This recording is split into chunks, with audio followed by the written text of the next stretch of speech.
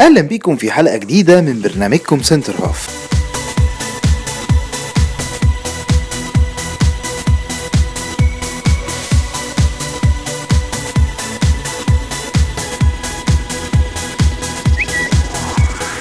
زيزو تخلى عن ال4-4-2 اللي بدأ بيها كل الماتشات اللي فاتت، وبدأ اللقاء ب4-2-3-1.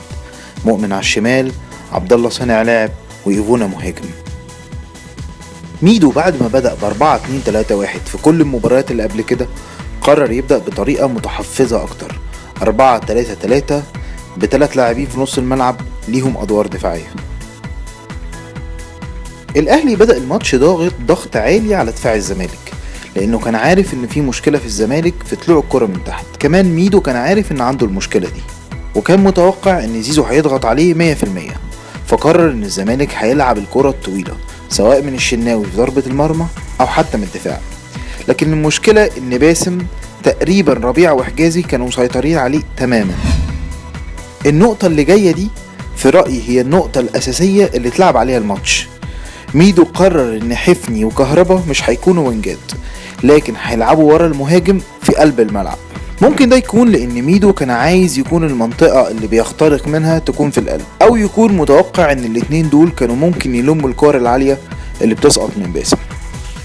في الحالة الدفاعية كهربا وحفني ما كانوش بيرجعوا مع فتحي وصبري، لكن كانوا بيضغطوا على غالي وعاشور في محاولة منهم إنهم يمنعوا الكرة تتحرك في الأهلي من نص الملعب لقدام، لكن ما نجحوش قوي في دورهم الدفاعي. حتى الحركه دي ادت افضليه للاهلي من الاجنبي. فتحي وصبري مفيش حد بيرجع معاهم، وساعتها كان مطلوب من معروف انه يتحرك للطرف عشان يساند طلبه، ولما الكره تتنقل للناحيه التانية ابراهيم عبد الخالق بيتحرك للطرف عشان يساعد عمر جابر، ونص الملعب كان بيبقى فاضي اكتر لعبد الله السعيد. دي كانت الافضليه التكتيكيه في الماتش كله للاهلي. فتحي راح مره واثنين وثلاثه، وصبري راح مره كمان، بس الاهلي ما استغلش الافضليه دي. السؤال هنا، هل ميدو كان عنده حق لما قرر انه يقفل على غالي ويسيب فتحي وصبري الاقل تأثيرا هجوميا؟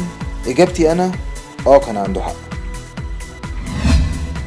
الحركة دي خلت الزمالك ناقصه الود او اللعيبة اللي تفتح عرض الملعب. الحل كان ان طلبة وعمر جابر يفتحوا الملعب للزمالك، لكن طلبة وجابر ضعاف جدا هجوميا او ما يقدروش يشيلوا جبهة لوحده.